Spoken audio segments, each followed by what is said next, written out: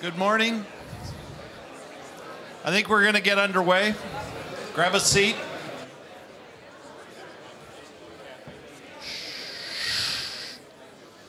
I want to thank everybody for their great attendance last night at the Night Owl and then the After Night Owl. And when I came down at 7 a.m., I helped get rid of the last few people that were sitting in the bar. And a great turnout this morning. I think the discussions were just really terrific at the morning sessions. We always really appreciate the very dynamic and committed crowd that we attract for Brussels Forum. So our first session this morning is After the Revolutions, What Next for the Middle East and North Africa. It's on the record. And a very distinguished panel, and we've got a new moderator, first time with us, Amy Kellogg. Amy, please. Thank you. Sabah al-khair. I think, as a journalist, I would say that events in the region are happening faster than we can keep up with, really. It is dangerous to cover these stories now taking place in the Middle East and Northern Africa. Some of my colleagues have been killed. It's difficult to get access to some countries. So at a time when the truth is more important than ever, it's more difficult to get to than ever. As you all know, the complexities of the region are many. And I think it's fair to say that over the last decades, many of us have glossed over them, whether we're journalists or in some cases even academics, political leaders. But there's new urgency to really understand those complexities, and that's why we have this distinguished panel today to help us gain some further understanding of what's happening and what the rest of the world can do to help these countries with their new governments, in some cases in the process of trying to get rid of old governments. We have leaders who've had no political experience because they haven't obviously been given the opportunity to do that or to get into the political game previously. Whether or not they will be successful, in large part, has to do with whether or not they can deliver jobs to their people. So there are many questions that this panel will want to address, and I think also, we will have to touch on the changes of dynamics in the region, the alliances, the allegiances, how much the international community should be involved, how much the international community should stand back, what's the role of the United States, the EU, the Arab League, the GCC, and frankly, I think a lot of people are curious about who has what agenda. So I'm not the person you want to hear from. The panel is, and I'm going to introduce everyone briefly, then turn to each of our panelists with a question, a leading question, and then as soon as possible, I want to get to the audience because I know all of you have questions as well. I'm going to try to keep everyone quite brief, so if I have to interrupt anyone, whether it's a panelist or someone in the audience, please don't think I'm being rude. I've been warned. It has to sort of flow very, very quickly and very nicely here this morning. So, first of all, we have Amine Gemayel, the former president of Lebanon, the founder of Beit al-Mustaqbal think tank, and El-Kitaib party in Lebanon. From a very distinguished family, a well-known family with a long political career and a very busy present. Then we have Lady Catherine Ashton, who is the, I want to make sure I get the title right. I always think that you're the foreign policy chief for the EU, but it's the High Representative of the European Union for Foreign Affairs with a very impressive career in the United Kingdom prior to taking this job, including being leader of the House of Lords, but now in a position where I think there's probably more and varied responsibility than ever before. Governor Tim Pawlenty, who was also a majority leader of the House of Representatives and running for president for a period of time, but with a real passion for world affairs and particularly the Middle East and Northern Africa, and who actually led a team of election monitors in Tunisia recently. So definitely has a lot to offer to this debate. And then Prime Minister Mahmoud Gebril, who got the National Transitional Council of Libya up and running when things were starting to kick off in that country. Resigned when the Gaddafi regime fell, but was such an important face and personality for all of us around the world as we followed the Libya story, which is far from over, and we'll talk about that shortly. Now, I want to get to Lady Ashton and talk about the economic piece of this puzzle, because as I mentioned, and as we all know, if people don't have jobs and economic security, it's not going to go well for these countries in this very sensitive situation. So let's talk about what the EU is thinking about. Thank you, Amy. And can I say how nice it is to be back at the Brussels? It doesn't seem 10 minutes since I was sitting here a year ago. I call this economics meets politics, that the political changes that are taking place need to deliver for the people of this region the real things of their lives: jobs, education for their children, somewhere to live, a future. And what we have to engage in internationally is making sure that both sides of that are part of what we offer in support. These are their countries. These people will decide their futures. But those who want the support to move towards democracy also need the support towards a strong economy. And so where I think the European Union has a, dare I say, unique role to play is in bringing economics meets politics to bear on the issues and problems of the region. Okay. President Gemayel, I want you to add to that, but also to talk about Lebanon a little bit right now, because I think that just before the Arab Spring kicked off, everyone was concerned about what could happen in Lebanon with the tribunal indictments coming down and the fact that Lebanon is very much seen as a proxy place in the middle of a very volatile region. Can you talk about, add on to Lady Ashton's comments about helping these economies, but also talk about what the impact on Lebanon has been of all of this? You know, I'm coming from a region which suffered a lot for decades and centuries, as well as coming from a country, Lebanon, we suffered the same. And my family, my party, we had to suffer a lot of very difficult moments, assassinations and so forth. And in the meantime, maybe we are at the eve of a new era in this region, in the Middle East. And the main problem, how to build a better future for the area, the problem of culture.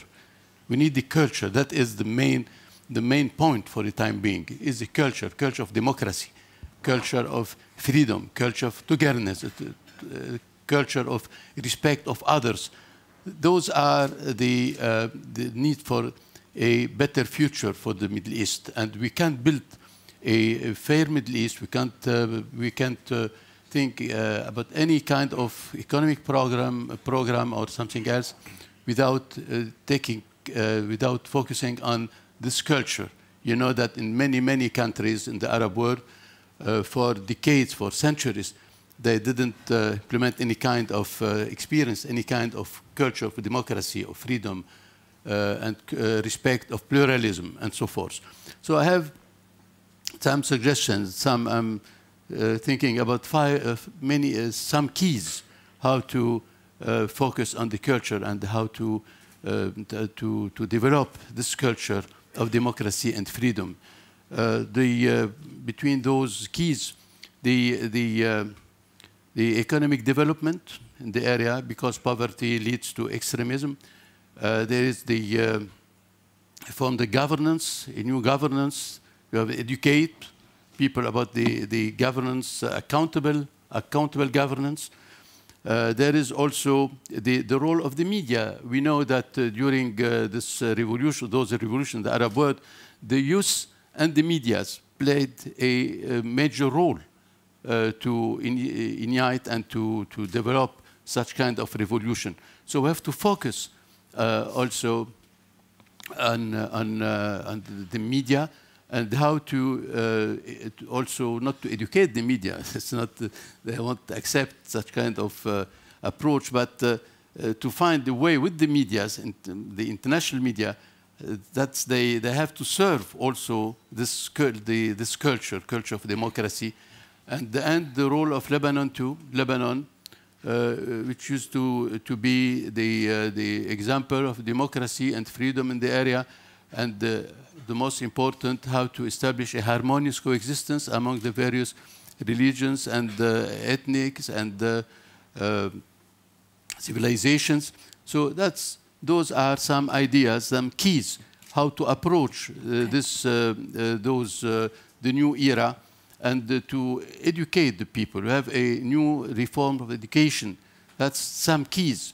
And allow me, because we are here in the GMF, the George Marshall and the German Fund, allow me to propose, why don't we imagine a new adventure for the George Marshall ideas, which is to implement a new Marshall Plan for the Middle East. Maybe it's essential to find an institution like the George Marshall Institution, the Marshall Plan, to not only to focus on economic reforms, on economic development, but also in the meantime to focus on the culture, how to spread a new culture, how the Marshall Plan could also apply for the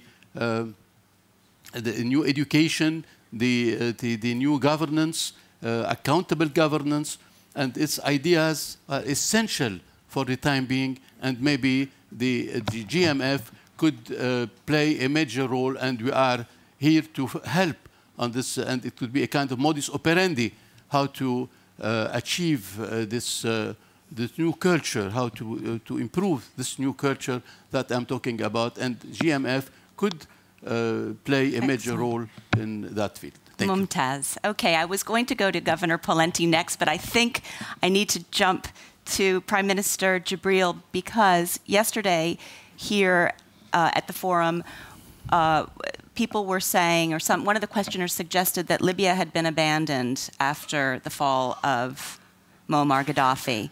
And I think coming from what President Gemayel was saying about needing to develop a political culture, needing to develop economic culture in some of these countries, do you feel that Libya has been abandoned since the fall of Gaddafi? And what do you think right now the international community can do to help develop the economy and the political culture of Libya? I'm afraid that statement is not far from truth. You know, Libya was at the center of attention, probably of everybody, on the 17th of February, simply because of its strategic position, of its position of strategic commodities such as oil, natural gas, renewable energies, etc., etc. It seems that our partners forgot that in Libya, when the regime fell down, the state fell down also, you know, which is totally the opposite of what took place in Egypt and Tunisia. And it's a tragic mistake, it's a fatal mistake to abandon Libya now, because now Libya is in a political vacuum and security vacuum. And vacuums don't remain vacuums. Extremism might spread at any moment, and I'm afraid its early indicators are there right now, you know. It's really shocking for me, you know, Libya was at the center of attention, everybody was concerned about Libya. But the moment the regime was down, everybody disappeared from the scene, you know, except from those intelligence elements on the ground, of course, you know. But other than that, I mean, as President Gemayel said, you know, Libya is a unique case, and as in Libya, as in the Arab Spring, what we need now is a different understanding. I'm afraid there is a widening gap now between this and new phenomena. 2 years ago at Genoa, at the GMF, I was arguing the case that the future of the Middle East will be shaped by the dot-com generation. This dot-com generation is totally connected to this global culture. You know, they are not basically connected to the old roots of the Middle East and the Arab culture. You can note the slogans of all demonstrations in Cairo, in Tunisia, in Libya. Nobody was singling the United States or Israel or anything. Nobody is talking about Arab unity. All of them were talking about dignified life.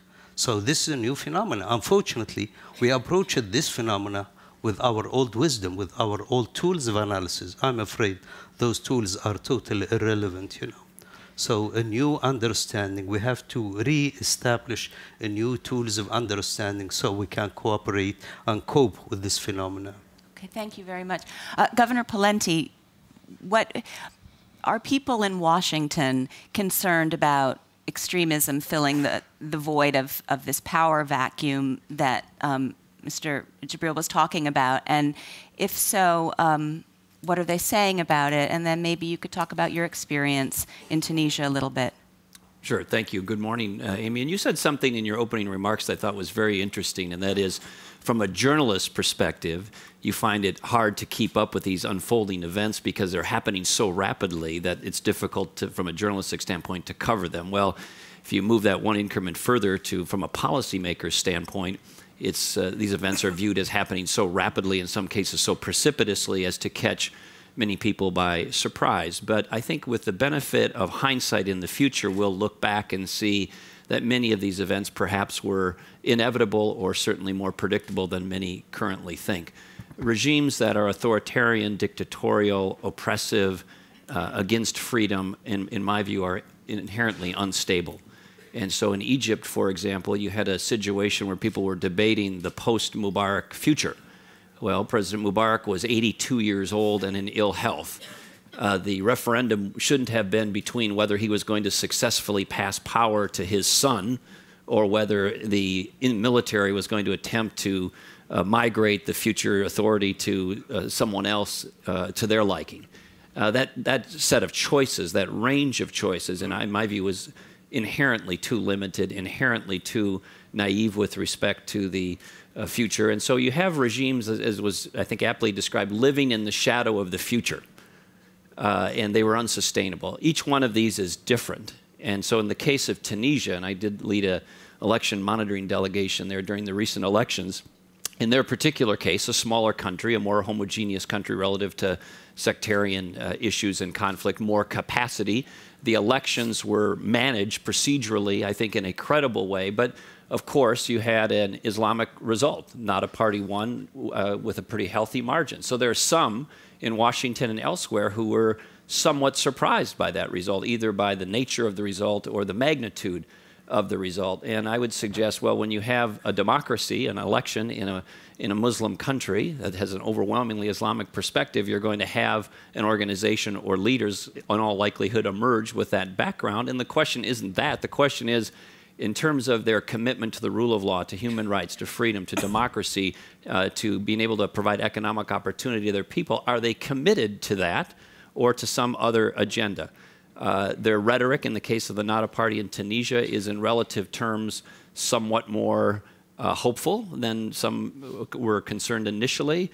But the proof will be in the pudding, and the answer is we really won't know for a long time. And we'll judge them not by their speeches they gave in the recent elections, but in their behavior, in their success of meeting the needs of their people over a longer period of time.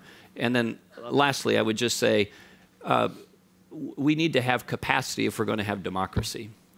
And the hard work of capacity building through various organizations and groups and countries who have that resource and that interest is a really important part of the future. And it's hard work and it's important work, but we need to roll up our sleeves and do it. I think with all of these new parties, particularly the religious ones, it will be interesting to see how they change as they become leaders and in government and with power, and whether they're up to the task, and if so, how they change. I think people will be curious to see, because obviously groups in opposition, be they religious or not, have slogans and have a certain popularity, especially if they've been oppressed. But when they get into power, are they ready? Are they up for the challenge? And they may well be. We'll have to see. I think, actually, I should turn it over to the audience now, don't you? Because we've got a lot of people. We've got a lot of countries in our panel that we could talk about, and certainly a lot of political angles. So I think that we'll turn it to the audience. And I think what I'll do is take 3 at a time like people were doing yesterday, and then we'll divvy them up among the panel members. So.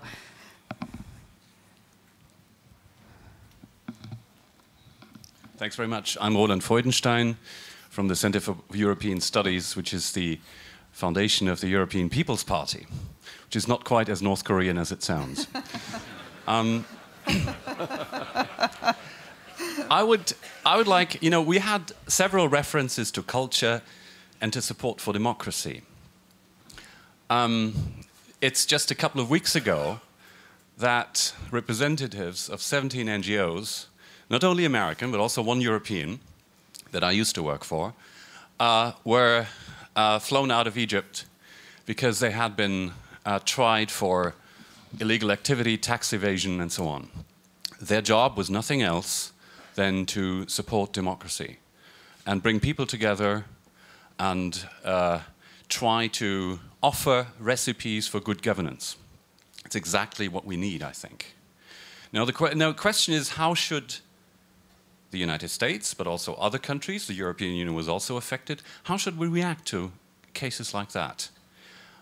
Should we threaten to withdraw funds? And it would be very easy for the US government to do so with all the aid that's given to precisely the Egyptian military. Or should we take the soft approach and say, well, we understand. We've been colonizing these countries for so long.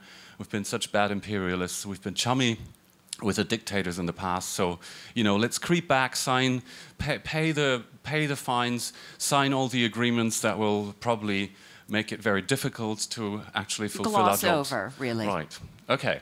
So, and that leads me to, this is my last point, to a wider question of the conditionality. How conditional can the European Union and the United States and other democracies be with the new governments when we've been so lenient with their predecessors? Good question. Thank you. Your neighbor. Thank you. I'm Harlan Ullman. My question is in the form of 2 brief observations. First, I would assert that the Arab Spring has become the winter of our discontent and is growing even worse. And second, I would say in Egypt, all that's happened is that an army general has been replaced by an Air Force field marshal or vice versa. Tell me why I'm wrong or tell me why I'm right. Excellent. Pink. Thank you, Mia Doornaert, newspaper columnist in Brussels. Talking about how Libya has so-called been abandoned, I think it's very dangerous to give the countries who intervene to try to give them a guilt feeling, because the result is not perfect. Because as now debating what to do in Syria, you get a feeling of damned if you do and damned if you don't. We are being blamed for not intervening in Syria. We are being blamed because the result in Libya is not perfect. Of course it's not. And it's not our fault, as Mr. Gemayel very rightly said. The basic problem is not poverty, it's culture from which the poverty is a result. And if a dictator like Mr. Gaddafi creates a scorched earth, which is there, nobody can make 1,000 flowers of democracy grow. So I do not think we should blame ourselves. And if we treated with dictators in the past, you have to take regimes as they come. If you go and depose Saddam Hussein, you're wrong. If you treat with them, you're wrong. You should feel guilty. I think it's the wrong approach. So, and I have a question to Mr. Gemayel.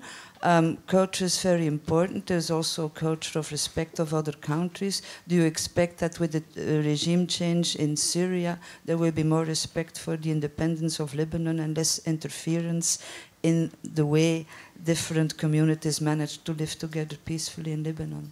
Thank you. So let's start with President Gemayel, since that question was for you, and then we'll move on. Lebanon remained during all this period, this crisis, as an example of harmonious coexistence. It didn't affect really the coexistence, the harmonious coexistence. And in the meantime, we maintained our culture of democracy and freedom during all those decades. For sure that the change in Syria could help tremendously the situation in Lebanon. But in the meantime, I think that we were able to resist very strongly. And we are still, the democracy in Lebanon is still alive, and we're very modest.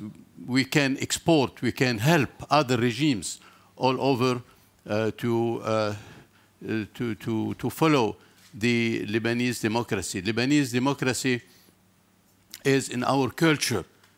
That's why I was insisting on the word culture. We have the culture of democracy in Lebanon, the culture of freedom, the culture of harmonious coexistence. That is very important. And I want to focus on on another point, which is there is a new improvement in the position of some in the Islam, the Arab Islam. And what is interesting to know that, for instance, very prestigious leaders, Muslim leader, like, for instance, Sheikh al-Azhar. Azhar is the main important Sunni institution in the world, established in Cairo. So the Sheikh al-Azhar issued a very important charter recently. And in this charter, he is saying exactly, he's talking about the Islam being able to really promote democracy and this new culture. And he said, and I quote, he said, Al-Azhar embraces democracy based on free and direct voting. Islamic precepts include pluralism, rotation of power, and combating corruption and ensuring, etc., accountability. So it's a important step toward the future, how to combine Islam and democracy, and how such kind of leaders, important leaders, are ready to contribute to this culture of democracy and freedom. In the meantime, another statement given by Issam al-Aryan, who is one of the most important leaders of the Muslim Brotherhood, also in Cairo, also is saying we envision the establishment of a democratic civil state that draws on universal measures of freedom and justice, which are central Islamic values. So we have to build on those statements, on those this new Islamic approach in the Arab world, and because we need to cooperate with those Islamic leaders if we want really to succeed, because the influence of Islam in the Arab world, and if we want to succeed, we need to really give it a chance and help those leaders. In the meantime, in Lebanon, also the main Islamic group, with the Mustaqbal Party, also issued a statement very close to this one. And myself, during a conference in January, with it was an international conference also, I drafted a kind of charter, which could help the emerging regimes in the Arab world to adopt this culture, to follow the culture of freedom and democracy. So there is a chance now, beginning with those initiatives, to build a new Arab world and to help those revolutions to lead to a new era, an era of democracy, tolerance, soft power, and so forth. Thank you, President Gemayel, and thank you for sharing those comments with us, because I don't know if everyone was aware of them from the religious leaders.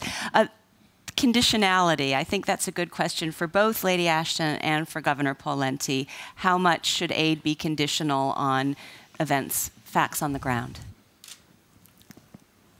We had a recent informal foreign ministers meeting of the European Union called the Gymnich, and I put on the agenda the spectrum of engagement to isolation.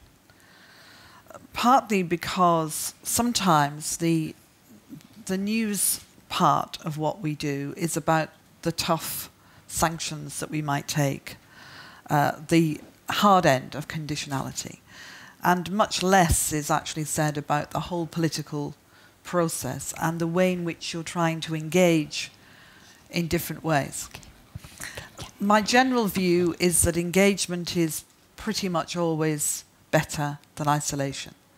There are exceptions where you have to say, we will have nothing more to do with this country, this regime, while these things happen.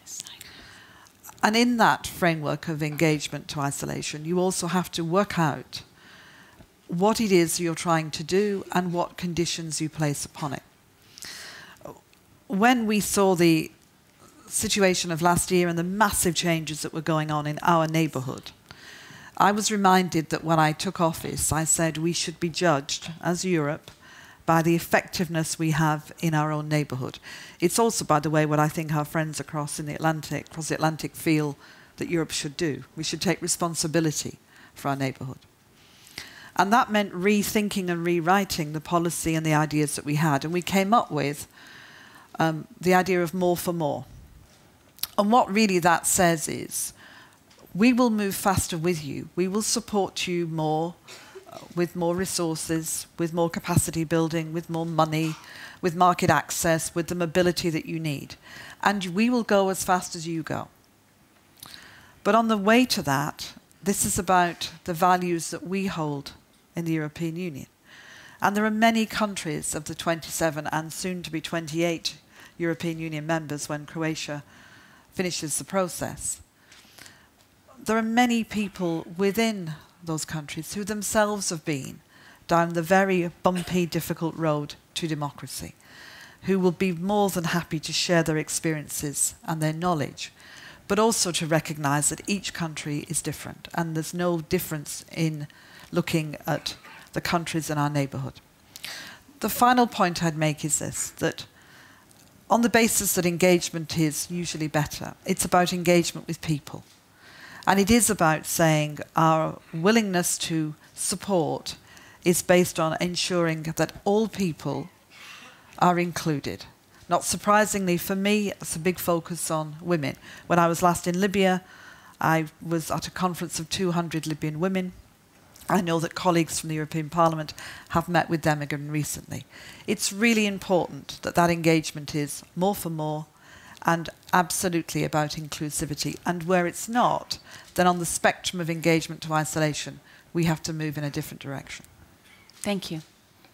A few observations, and I agree with the comments that Lady Ashton just made. The Prime Minister talked about a culture of democracy. Cultures take time to develop, and if that culture has been missing or absent, diminished or oppressed, it's going to take some time to build towards that. So I liken it to the analogy of a compass setting. We want our compass setting, and say to true north, which over time is directionally towards freedom, democracy, human rights, rule of law, markets, and the like.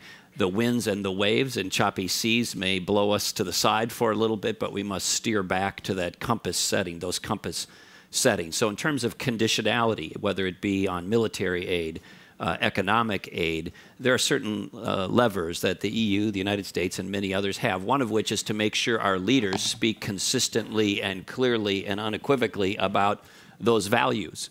So when President Reagan, for example, spoke to the dissidents in the former Soviet Union, those words by themselves in that moment didn't instantly change things, but they were consistent with the compass settings, the values, the direction that we took. And those words were heard, and they were meaningful and impactful. So one is our communications as a lever.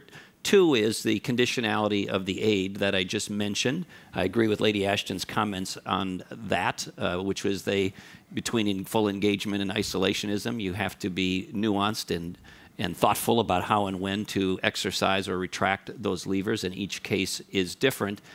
And then finally, we need to be judging or rewarding or recognizing things based on behavior, not rhetoric. Rhetoric is cheap. Rhetoric does not result in the kinds of outcomes that we want absent the right kinds of behavior. So in Syria, for example, We had many American officials trooping to see President Assad and his British wife, and they came back with the conclusion that certainly this individual is a next-generation reformer. It turned out to be deadly wrong. He's a killer. He was hosting and transiting people who went into Iran and killed American soldiers. He is a conduit and an enabler of Hamas and Hezbollah. So to look back now with the benefit of hindsight to say, impressionistically, we were going to embrace him based on imagery and rhetoric, when in fact his behavior, even then, and certainly more recently and certainly now, reveals a very different and more deadly story. We need to be clear-eyed, not based on the flourishing rhetoric, but based on the behavior and the results and the outcomes. Yeah, I mean, hindsight is 20/20 vision, Yes. and sometimes I wonder about those who've been beaten up for engaging Gaddafi and whether, in fact, they were doing the right thing, trying to build a relationship with the Gaddafi family, or whether they should have seen the signs that it would never work. But anyway, we'll never know exactly the answer to that one. Let's get some more questions from this side. 1, 2, 3. Oh, and you'll be the next, I promise. 4. We'll do 4 in this case. Thank you. My name is Mohammed Al-Abdullah. I'm a Syrian human rights activist.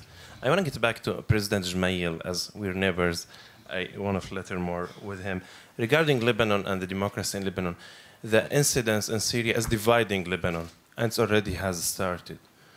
Pro-Hezbollah and pro-the Syrian and Iranian regime, supporting of the Syrian regime, and they've been abusing the refugees. They've been trying to return the refugees from the north, versus the March 14, the liberal people, who's trying to support the revolution. Furthermore, the position of the Lebanese government has been very shameful in the Security Council.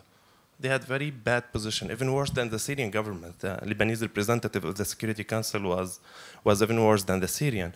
Furthermore, it's not dividing Lebanon only by Sunni and Shia, which is expected thing and understood. It's dividing the Christian community. And the very irritating thing to see the head of the Maronite church, Bashar al-Rai, to shift to a megaphone for the propaganda machine of the Syrian government, accusing the revolution of being Salafist, accusing the protesters of being targeting the Christian, and furthermore, that's why we're telling the policymakers in the U.S., if you don't act now immediately, this conflict in Syria or the revolution could shift to a civil war, and it's going to drag the neighbors, because we have very vulnerable neighbors, Iraq and Lebanon. Thank you. David. David Ignatius from the Washington Post. I think it's fair to say that President Obama has tried to take the United States, to the extent he can, out of the first paragraph, we might say, of the story of change in the Middle East, and let Arab people feel that they're writing their own history at last. This is sometimes called strategic reticence, generously, other times called leading from behind. Does this panel, which is vitally interested in the U.S. role, would you like to see more assertive American action in the Middle East now? And briefly, Lady Ashton, I want to take advantage of your presence here to ask you if you'd give this group a brief progress report on your negotiations, contacts with the Iranians, and where they may be leading. Thank you. Andrew Khan Nomura. I suppose one thing we could offer our neighbours in North Africa and the Middle East is membership of the European Union, but we're not going to do that, as Morocco discovered 30 years ago when they applied. So the question I'd like to ask the panel is, what sort of regional integration mechanism do you think might work in the Arab world? Because without that, we will continue to have regional instability.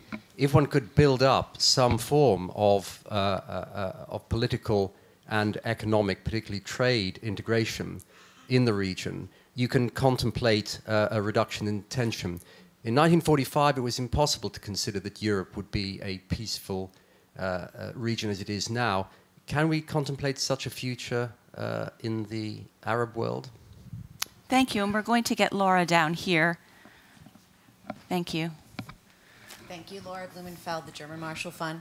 I'm just picking up from David Ignatius's question. I'd be interested to hear from each of you just a brief critique of the Obama administration's response to the Arab Spring, and then possibly two specific concrete suggestions of how we might improve the situation. It could be humanitarian, military, whatever you think might improve the situation. Okay. I think that we'll start with defense of Lebanon vis-a-vis Syria. Yes. In fact, let us be very clear. The Lebanese people are divided between pro and anti-Syria, pro and anti-Assad. It's very clear. But in the meantime, let us consider the battle half full instead of half empty. We were able to preserve a kind of neutrality within Lebanon and to preserve the export of the political violence from Syria into Lebanon. And we were able, during the Syrian fightings, were able to keep the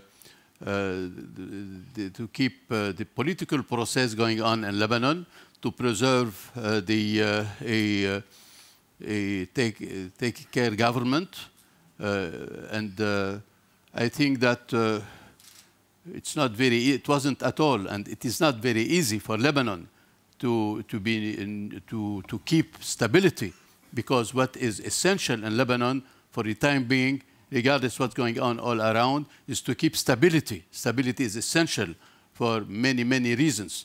That's why, regardless the divisions among the various political parties in Lebanon, we were able to keep a kind of dialogue between inside Lebanon concerning the Syrian crisis, and the government is trying also to keep a kind of neutral position, because any involvement could be a disaster for the Lebanese unity, Lebanese coexistence, and so forth. And we are trying to do our best to also help the Syrian people to achieve liberty, to achieve democracy, but by political means and not being involved directly in the Syrian crisis. What about refugees? Where do you stand on refugees? We have, for the time being, about 10,000 refugees in Lebanon, roughly 10,000, and the Lebanese government is trying to handle this issue, and we don't have a major problem, but the problem could become more serious whether have an additional number, and at that time we'll have to face maybe security problems and economic problems, as long as you have to feed all those people. Okay. Prime Minister Gebril, I want to bring you in on 2 points that sort of from 2 different questions, but one about Arabs writing their own history, or rewriting their own history, I should say, and then the other that I think is relevant to Libya is about regional integration and how you see new patterns of integration in this post-Arab Spring environment. Okay, as I said before, this phenomenon is unprecedented in the history of the Middle East, And when regime change is concerned, I think we've never been through this process before. We've been through too many coups d'etat in the region since World War II, but a real revolution like the French one, we've never been through one like that, So for our friend who asked about the Arab Spring turning into winter, it's just a reminder for the French Revolution. We did not talk about democracy till after 82 years, So this is a historical phase that we have to pass through. It has to rain before we can get flowers, It's going to take generations and generations. Democracy is a culture. It's not only structure. The easiest thing is to have a parliament and parties, but to have a cultural democracy, a cultural, a democratic behavior. This is the real essence of democracy, And this is a question of changing and deconstructing and reconstructing the socialization process in the region, a new educational system, a new way of upbringing our kids, a new religious interpretation of our religion, a new media system. Those the four apparatus of creating a new values through which we can have a new value system. What's compatible with this process is that we have a new generation which is connected to the rest of the world, which is completely different from my generation or from the present generation. This is a new phenomenon. So we have an opportunity for us to write our own history and to connect with the rest of the world. The first point is that for the West and for the Arab Spring countries, we have to read from the same page. They are approaching us with their own perspective. We have our own priorities. It's legitimate, and we appreciate that, for instance, for the West and the United States, that they are concerned about chemical weapons in Libya. That's a legitimate concern. We are concerned too. But they should not forget that we are concerned also about developmental issues. We are concerned about how to collect arms from the streets. We are concerned how to have a new educational system. We are concerned in how to have a new health system. We've never been through a real developmental process for 42 years. This is our main concern. But to approach us with only one point on one mind, that's not helpful, to read from the same page and to rebuild and reassess a new relationship that looks after a mutual interest and mutual respect for both parties. Okay, thank you. Lady Ashton, David wanted a little preview of Iran progress, so I'm wondering if you're willing to go there. Can I say a couple of brief things about two other points that were raised that I think are really just worth saying something brief about? Andrew's point about trade is really critical, because actually having strong regional trade relationships are going to be essential for the development of the economies of the countries of our neighbourhood. They were for us as we became the European Union. They will be in our relationships with Tunisia, with Libya, with Egypt, with Syria, with Lebanon, with all of the countries going through change. And it's something that I push very hard with our member states, because they need to also see that as a critical part of the offer, if you like. The second thing I wanted to say was that one of the big challenges for engagement when you have the end of a regime and the beginning of something new, something that looks like it could be what I call deep democracy in the future, is that the big tanker-like institutions, of which the European Commission, as I'm Vice President of that, is one, have to find ways to engage with a different order. There aren't civil servants, there aren't bureaucracies to engage with. They're just groups of people. And groups of people who themselves are often in a transitional phase, unwilling to make long-term decisions with good reason, because they're not the elected governments. So one of the real challenges for us, and we've certainly seen that in Libya, has been to find ways to do that. On Iran, as you know, I announced that we had received a letter from Dr. Jalili, which, together with the 6 political directors from the countries mandated by the Security Council, United States, China, Russia, United Kingdom, Germany and France, we have decided that there was enough within that letter to propose that talks should resume or begin, depending on how you want to look at them. And we met this week, the political directors with me, to discuss how to take that forward. And we're now in contact with Iran to set the date and the place. I can't give you that now, but in the next very short time, I expect to be able to do that. Just 2 further comments. One, if this is successful, it will be a sustained process. So we should be thinking of this as the beginning of a process. And therefore, everyone should be aware that it will take time. There's a lot to do. And secondly, that when we meet, we will be looking to ensure that what is being put before us, if you like, is a real willingness to have a sustained process too. Thank you. Governor Pawlenty, critique of President Obama's handling of the Arab Spring. Well, Amy, I'll want to respond to this gentleman's question about Egypt and the swapping out of military authorities. You know, the Arab Spring and the Arab Awakening and its aftermath is not a guarantee. It's a window of opportunity, said another way, a vacuum. It will be filled in some manner. So there will be a competition for how it is filled. And in order to buy space and time for hopefully a development of a culture of democracy, there's things we can do by way of capacity building and help that have been referenced here. So I would suggest, sir, that it's not a guarantee. It's an opportunity. It is an opportunity to compete for a better future, compass setting towards freedom and democracy and related opportunities. But the hard work and the competition for that space and for that future is now on, and it is incumbent upon primarily the people of those individual countries to vie for a better future and to fill it, hopefully enabled by well-intentioned people who are committed to freedom and democracy around the world. And the alternative, an 82-year-old dictator who was not long for the world either way. I mean, it wasn't a choice between what was and what is. Mubarak was gone either way pretty soon. And this relates to David's question.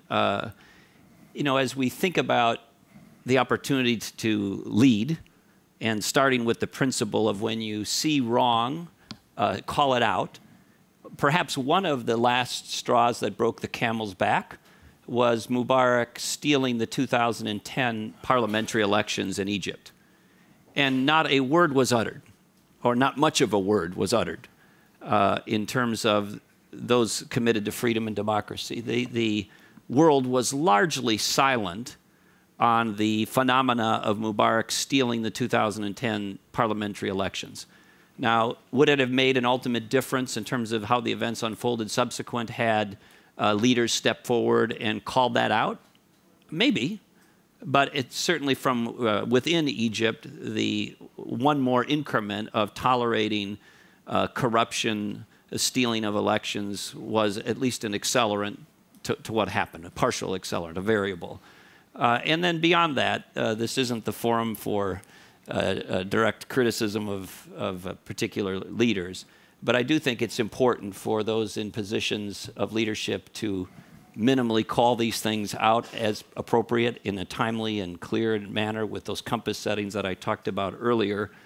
And I also think with respect to how we go forward, there isn't a cookie cutter. You know, there isn't a recipe for each of these countries. We have to have some sophistication and some thoughtfulness around how each one is handled with an understanding of the context, history, previous relations, opportunity, capacity, relations going forward. But in all of that, set the compass to true north, towards freedom. If we have to circumnavigate around an iceberg or an island here or there, that's perhaps predictable, but we need to steer back towards those values and reward, encourage all of that to the fullest extent possible. In my own view, at least as it relates to Egypt as an example, and now Syria, the West's understanding of that and reaction to it was at least initially quite confused. And in my view, not as clear-eyed as it should have been. Well, I think sometimes... That's why we are suggesting a Marshall Plan, a new Marshall Plan, a sui generis Marshall Plan toward the region, because it's very complex, and we have a genuine approach to find a solution. We need the mechanism and the Marshall Plan, a new Marshall Plan, something similar to the area, maybe is for the time being will be very useful because it's not a push-button solution. Do you ever think, President Gemayel, that there could be a regional bloc that involved Iran and Israel, a trading bloc, or not tomorrow, obviously, but do you think that that could be a real pooling of power, talents, natural resources? So it's early to answer your question because we know very well that the Iranian issue is actually very, very critical, and we know that there is a a real problem, a real dilemma concerning the situation in Iran. But in fact, what we are looking for in the near future to find a comprehensive approach, comprehensive program to how to reconcile this region and to imagine a new era of cooperation, and mainly the most important word is partnership, a partnership between the East and the West, between the West and the whole Middle East, that we need a partnership to build the best future for the area, for the region, and it's an objective. Should we get some more questions? Okay, let's go to the center here. Can we get them? Thank you. Ian Conn, BP. I've heard a lot of talk of levers and conditionality, but we're starting to get into conversations about partnership and engagement. And my question relates to that. Clearly, we're aiming to build and rebuild trust between Europe, the US, and the countries of the Middle East and North Africa. That requires understanding and cooperation, which requires engagement. And my question really is about style of engagement. Does the panel think that we have on each side appropriate style of engagement in order to start to rebuild trust? And if not, what's the one single thing that you would change in order to improve our chances of a better engagement? Okay.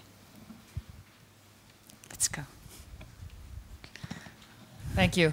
Anne-Marie Slaughter from Princeton University. I just can't resist pointing out, given the panel yesterday on global Europe, where is it going, that today we're asking Lady Ashton to brief us on her lead in the Iranian negotiations. And I want to ask her both to respond to former Minister Gebril's comment about abandoning Libya, and also perhaps to give us a quick summary of where you are on Syria, because last night Romanian Foreign Minister Mladenov said the EU should really be in the lead. Thank you. My name is Belmahi from Morocco. I want to make the following statement. The Maghreb region is the least integrated region in the world. Less than 1% of this trade between the countries is so low. Could we think about new terms of engagement from the European Union in conditionality of integration of the Maghreb? Second, Morocco signed an FTA with the United States. Could it be enlarged to the rest of the Maghreb countries that did their homework in terms of democracy and open up trade as a base for better integration and democracy in the Maghreb? Thank you. I think I want to stop at 3 because I think it will be easier for us to get through these. Lady Ashton, the comments about Libya maybe being abandoned and Europe taking the lead on Syria. What are your thoughts? It's great to see you, by the way, as always. Not surprisingly, I disagree that we've abandoned Libya. In terms of, I think, the media and the imagery, not surprisingly too, Syria has become the picture that we're all looking at and where we're all putting as much effort as possible, and I'll come on to that. But in terms of what we're trying to do in Libya, from a European perspective, we've worked out very clearly with the interim government, with our colleagues and partners from the United Nations, where we think we can add value to what's happening. So people looking at the security sector reform, border management, how to support the growth and development of this infrastructure of capacity to be able to ensure that delivery can take place by a government that didn't have an infrastructure before. I think what I was alluding to earlier about the challenges of trying to engage with those who themselves are interim is difficult on both sides, because you're trying to set down a long-term strategic plan as much as short-term help. And what Europe does extremely well is be there for the long term. And equally, these are leaders who don't feel that they can always answer for the long term because they're not going to be necessarily the elected leaders of the future. And so trying to work out how to do that is quite difficult. Having said that, we've been clear that we need to engage with Libya on the issues I've mentioned, on support for women. We took a group of women from Libya to observe the elections in Tunisia, of engaging on education, on health, on all of the different areas where we can support the people, and to begin to think about, too, how we can support them to make sure assets get back to Libya and how the economy can grow later. The obvious example of that being that so many Egyptians gained their income from working in Libya that when they all left, that created an additional set of issues for Egypt that could be resolved by people coming back to Libya. It's never fast enough. And there's no doubt that we can do more and we can do it better. But the commitment is absolutely there.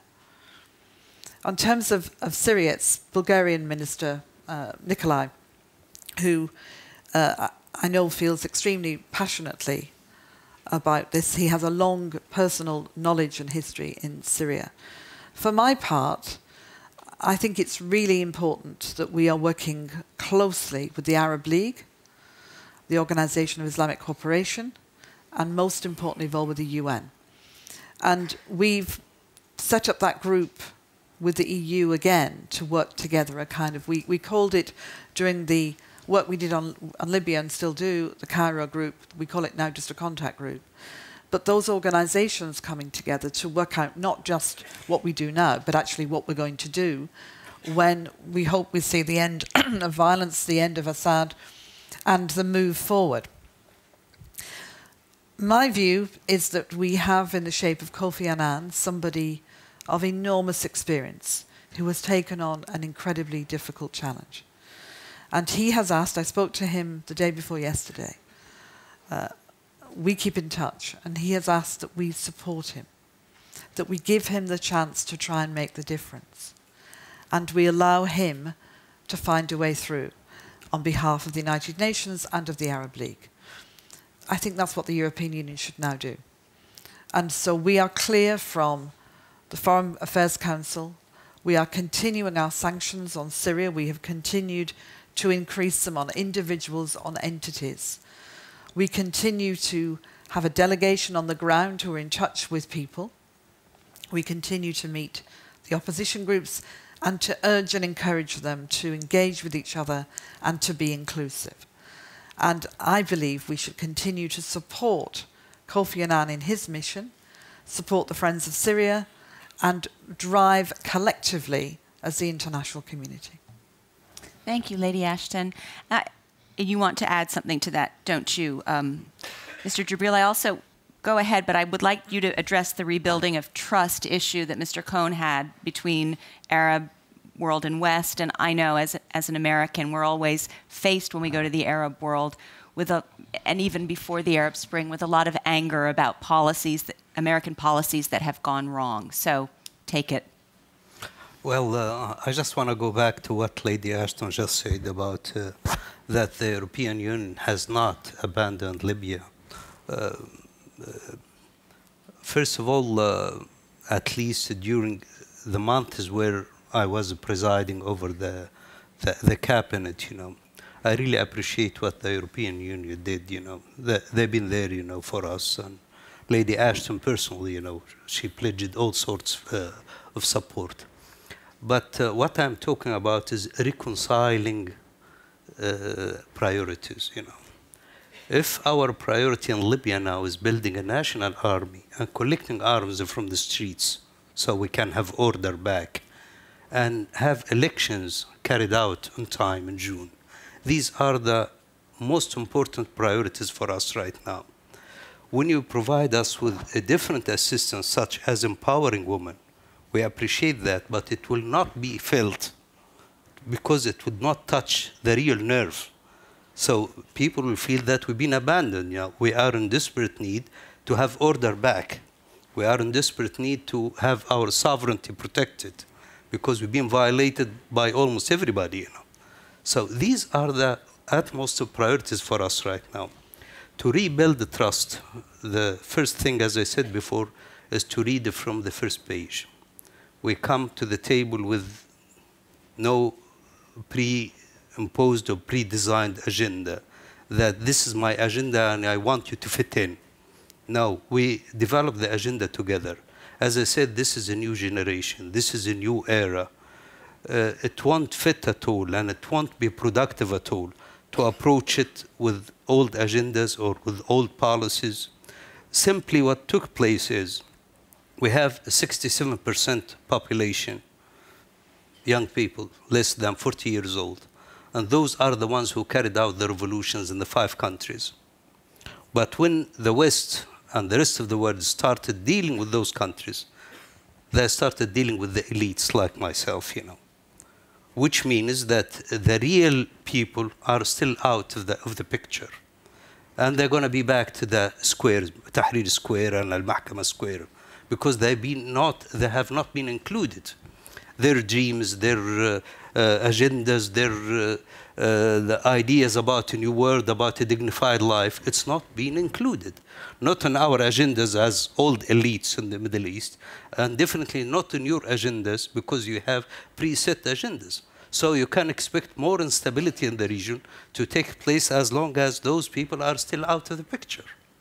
Governor Pawlenty, rebuilding trust. I wonder if you think that the United States has learned lessons from policies in the past that have not gone over well or been perceived to be helpful in the Middle East. And also, do you think that the Americans are coping with the fact that there has really been a deficit of Arabists and people who understand the region, I think it's fair to say historically, and if the United States is going to continue to be able to affect events in the region and work with the region, it seems to me something that needs to be addressed.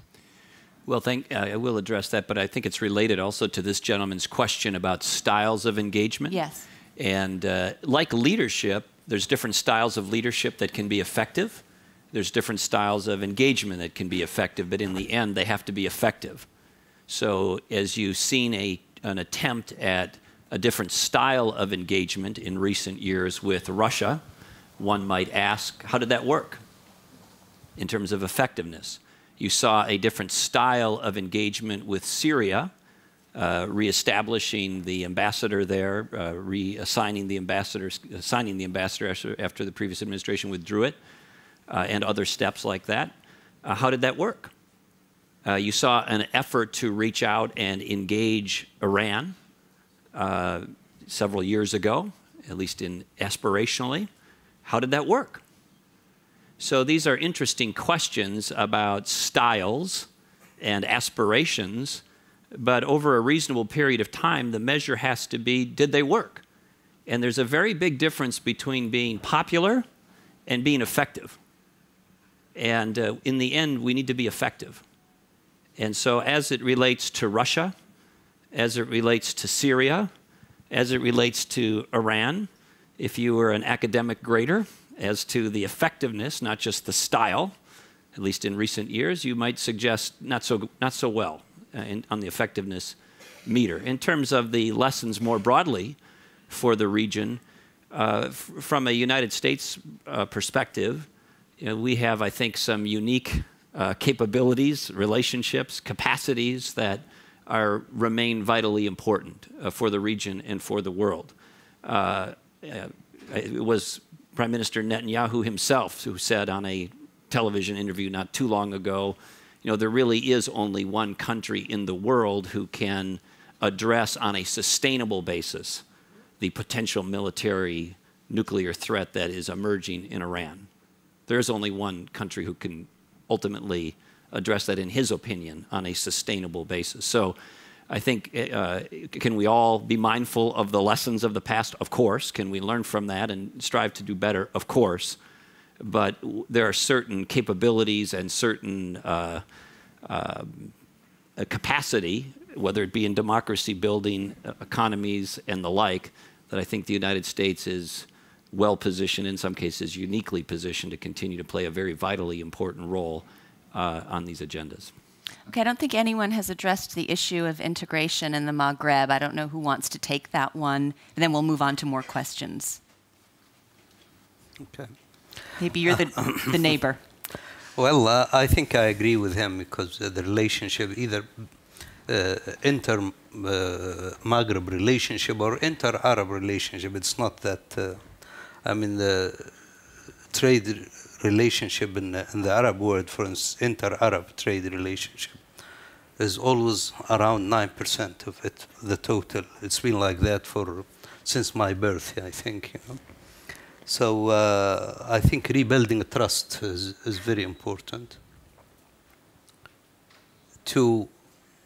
I think there is an opportunity with those new generations assuming power in the countries of the Maghreb, that a common language might emerge, you know. I think the Maghreb has a better chance dealing with European Union, when they deal as a bloc. I think they have a lot to bring to the table. Using a pragmatic language, getting Gaddafi out of the picture certainly is a plus, because he's been a nag within this context of relationship. I think I am optimistic about inter-Maghreb relationship, the countries of the Maghreb, especially with those new signs of growth, projected growth, either in Morocco or in Tunisia. I think they did a splendid job in the past 10 years, and it's projected, you know, that they do much better in the future. I'm very much optimistic about the Maghreb bloc in the next 10, 15 years. Mumtaz. Okay, more questions. Concerning, excuse me. Yeah. Concerning the Maghreb, I think that there is a problem there. They should follow a little bit the example of the CCG, the Council of Cooperation of the Gulf countries. They were able to create a kind of confederation among those countries. And since then, they became more effective on the international scene as a group of countries being able to work all together. And maybe the first step in the Maghreb will be to join their efforts and to establish their own program. Because until now, there is a conflict, whether they are in Africa or in the Arab world. There is such kind of misunderstanding. That's why they have first to rebuild such kind of council, and then to establish a blueprint that they can really be more efficient on the in the Arab context or on the international scene.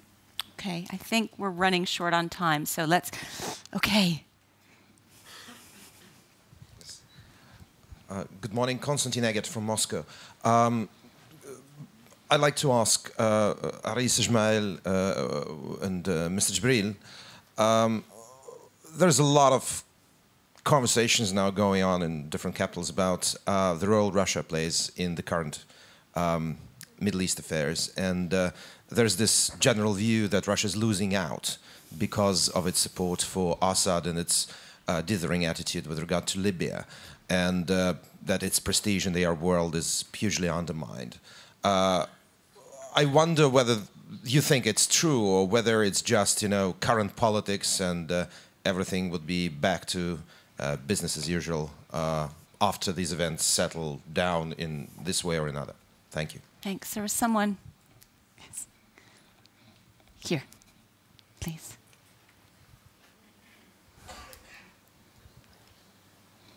Mike Lignatieff from Canada. I think everybody in the room is aware that by sundown today, Assad will have killed another 20 people. And then we'll get up tomorrow and he will have killed another 20 more. And I guess the question is, and Baroness Ashton referred to the Kofi Annan mission, and everybody's placing their hopes in Kofi Annan, but how much time in realistic terms do we actually have in Assad, in Syria? And where is Governor Pawlenty's compass pointing him in relation to what's going to have to be done here? Or are we essentially saying this is over? Because this guy is going to keep going till he puts this place back in order. And is that a result, a consequence that this room is prepared to accept? Okay, I think to be fair, we should get someone over here. I'll give you your microphone.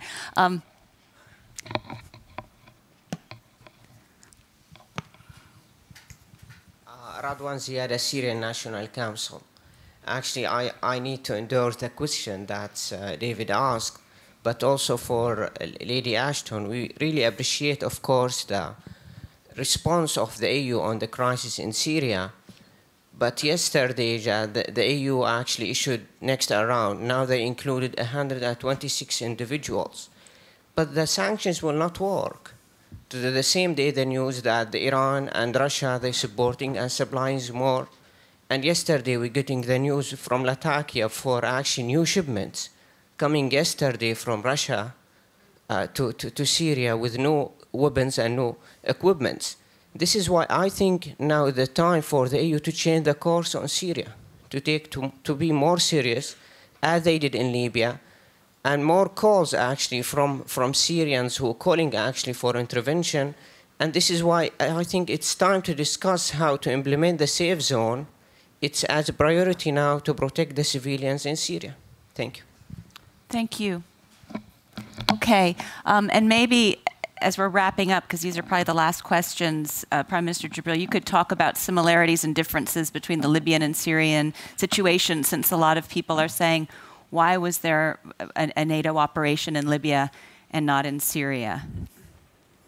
Well, I think what I would strongly recommend for our Syrian brothers,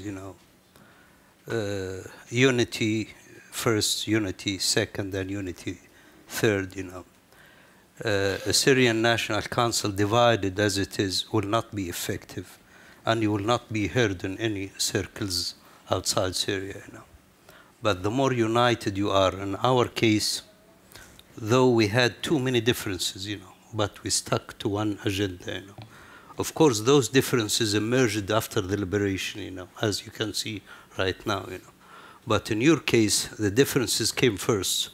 This is going to affect the sustainability of struggle against the regime. So being united is a must, whatever the cost is, because without that unity, you will not be heard anywhere.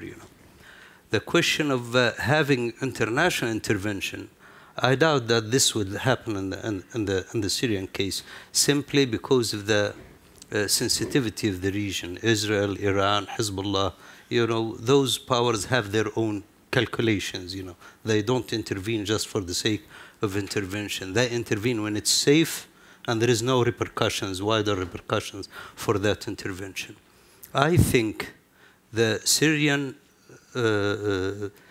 Fida'in, the Syrian Free Army, can do a lot if there is a united command and control, and if there is a real popular support inside.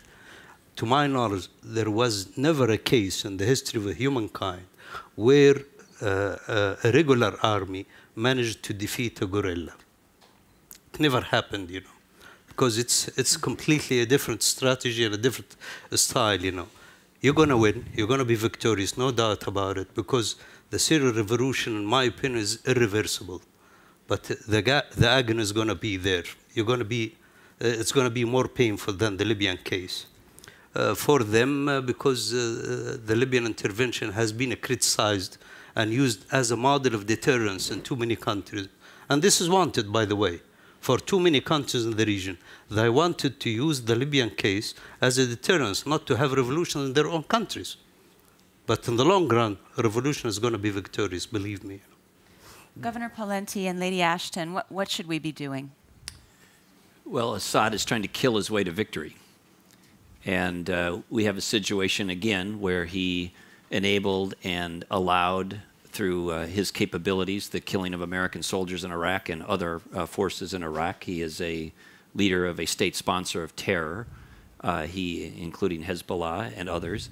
And day by day, as this gentleman's question suggests, is attempting to kill his way to victory.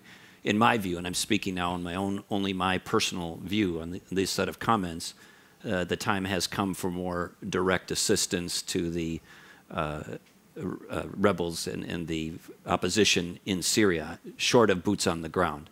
And so there are historic models that have been quite successful in what the United States might do, what the EU and others interested in a freedom agenda would do.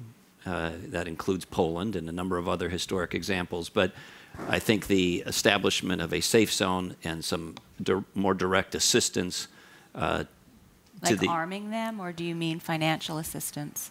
Well, I think potentially both. Again, I'm not calling for boots on the ground, but I think the presumption that Assad will inevitably fall, I think, is debatable given his willingness to kill his way to victory.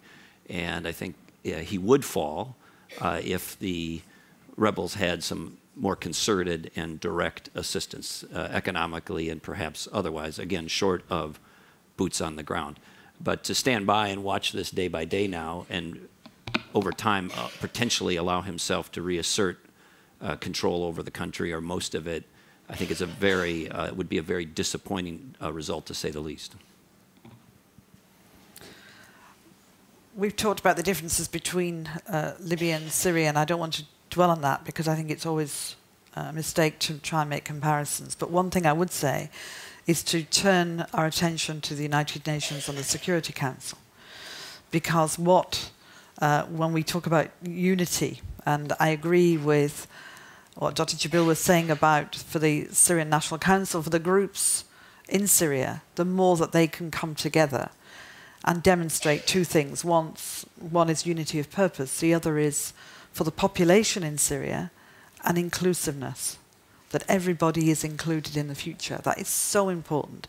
And when I went in the middle of the fighting in Libya, I went to visit people in Benghazi. I visited the Transitional National Council, a group of, I think, 31 people who represented all the different strands of the country and who came together with an agenda that it was about the future.